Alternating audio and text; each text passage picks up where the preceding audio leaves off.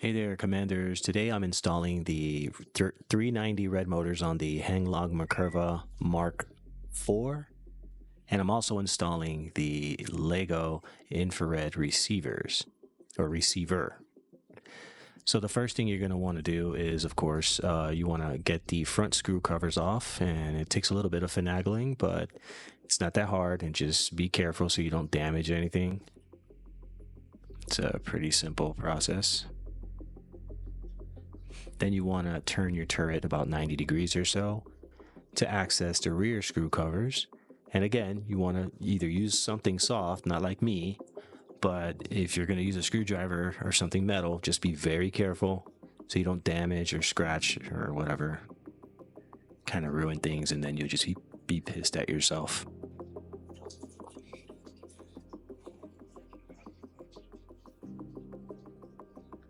Same thing on the other side, or the right side per se. Doesn't take much, just a little bit of encouragement and it'll pop off.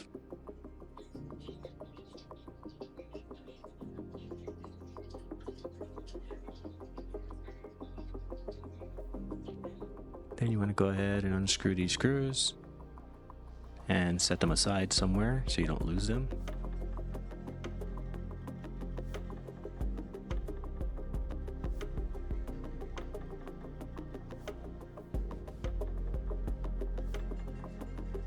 Then you want to go ahead and pry up the rear side of the hull and remove these baskets, or whatever you want to call them. Same thing on the other side.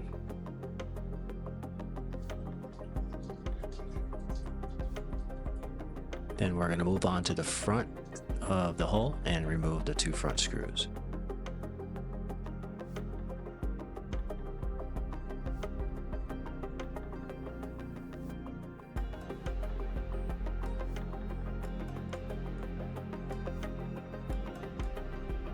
And once you open the upper hull, you get this. It's a front wheel drive. Pretty cool. And taking a closer look here at the control board, you gotta look for CN16. That's Charlie November 16. And you can see the harness from it. It's red, black, and white. And it goes all the way up and connects to that socket where you plug in the stock infrared unit. And also, you might want to refer to the schematics that come along with your tank. If not, you can find it online through PDF. This harness here, we'll worry about that later. And here I drilled a larger hole so that I can run the harness right through it. And you can see that I plugged it in here on CN16, and it goes all the way up and out, and you can see the connector there. This is from LED port number 4. It is the headlights. I pulled that out, and we'll worry about that harness later. And I plugged in the LED lights for the infrared unit. And over here, you want to get that same harness we have unplugged from CN16 and make sure that you secure it with a zip tie or whatever you choose. I prefer a zip tie. And of course, clip the access port of the portion of the zip tie.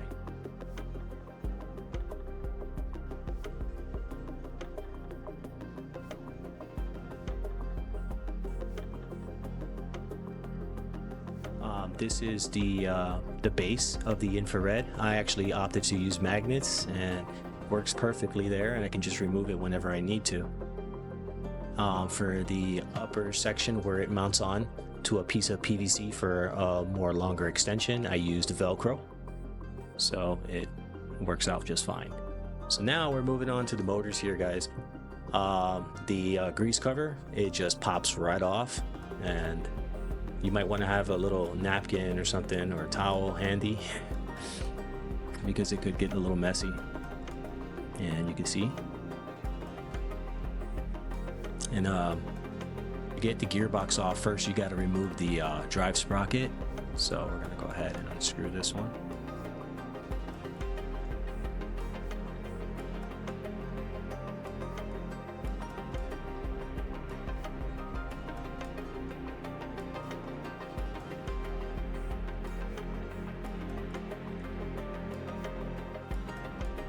with a little bit of encouragement, just go ahead and pop it off.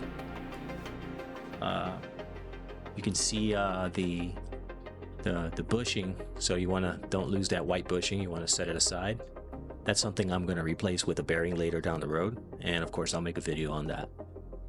I'm just showing you here where the screws are securing the gearbox, so take note of that. And once you get the motor off the gearbox, it's just 2 screws, and then you got another 2 screws to take the motor mount plate off. Here I'm opting to unsolder the wires from the old motors and solder them onto the new motors, so I don't have to go down there and unplug anything. And besides, the new motor wire cable length ain't long enough, so it just made more sense for me to go this route. So you can see here that I have the motor on, and we're moving on to the left side gearbox. Again, set that aside and take note of the screws. Also, one thing, these screws that you take off from that secure the gearbox, one of them is actually smaller, and it's the middle one, so take note of that. And also, this one's very interesting. The way they can remove the motor, it's from the inside of the gearbox.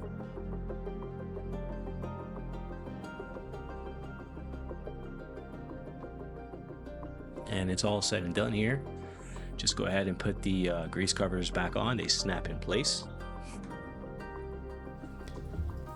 As you can see, has the little grooves here. Very easy peasy.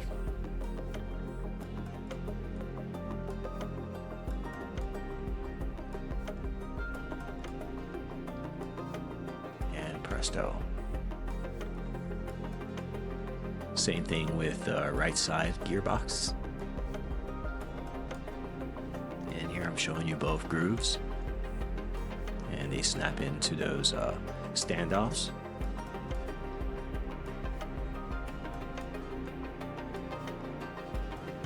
That's it for that. So now here I got a battery plugged in, and I'm gonna hit the on switch, and I'm gonna test out to see if the IR unit flashes as it's supposed to. It's supposed to be like the headlights,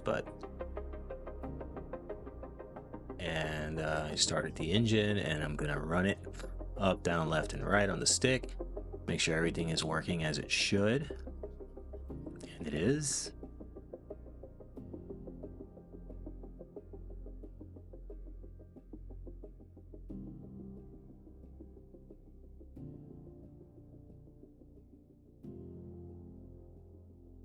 All right, shutting it off at this point. I'm going to put everything back on.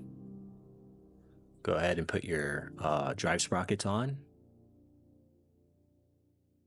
And at this point, go ahead and put the upper hole and secure it, and you're ready for testing.